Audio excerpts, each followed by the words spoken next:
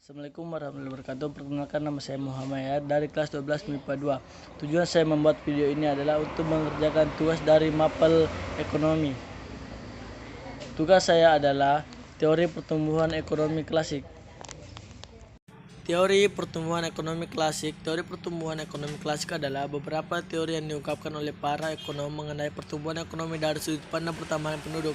Jadi guys, teorinya itu didasarkan oleh sedikit atau banyaknya penduduk di daerah tersebut. Untuk pembahasan lengkapnya langsung simak penjelasannya ya guys. Teori Adam Smith. Menurut Adam Smith, perekonomian akan tumbuh dan berkembang jika ada pertambahan penduduk yang memperluas dan mendorong spesialis. Biar kamu punya gambar lebih tentang teori dari Adam Smith, coba kamu simak cerita berikut ya. Ada negara yang X yang punya sedikit penduduk dan negara yang Y yang punya banyak penduduk. Kebutuhan hidup masyarakat di negara X lebih sedikit sehingga tidak menciptakan permintaan barang, jasa yang banyak dan beragam di pasar.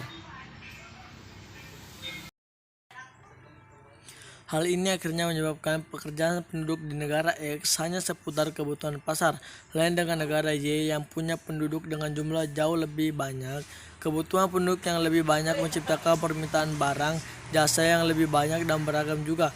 Hal ini tentunya mendorong adanya diversifikasi dan spesialisasi peran, sehingga semakin banyak barang jasa yang dihasilkan untuk memenuhi kebutuhan penduduknya, alhasil meningkatkan pertumbuhan ekonomi negara Y. Nah, inilah yang membuat Mas Adam berpikir kalau pertambahan penduduk itu tinggi secara tidak langsung akan menciptakan pertumbuhan ekonomi. David Ricardo. Kebalikan dengan Adam Smith, David Ricardo berpendapat bahwa pertumbuhan penduduk yang semakin besar akan menghasilkan tenaga kerja yang banyak, sehingga upaya menurun dan perekonomian menjadi stagnan.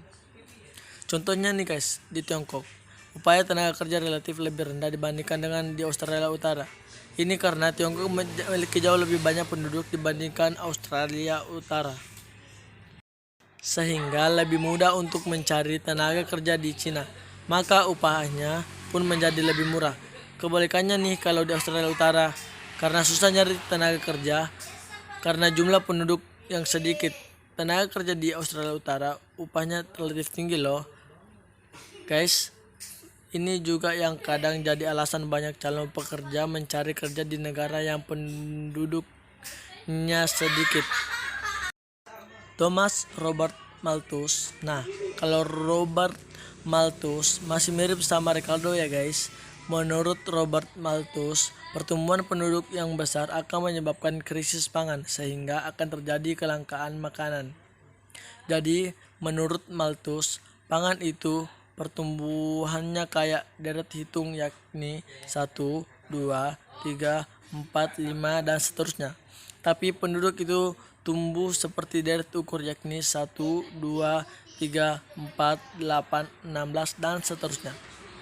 Nah, pertumbuhan yang tidak imbang ini akan antara pangan dan penduduk pada akhirnya akan menimbulkan krisis pangan karena tidak semua orang dapat mengakses pangan sehingga harga pangan pun akan meroket nantinya. Mungkin cukup sekian yang sempat saya sampaikan ya guys. Semoga dapat bermanfaat bagi yang menonton video ini. Assalamualaikum warahmatullahi wabarakatuh.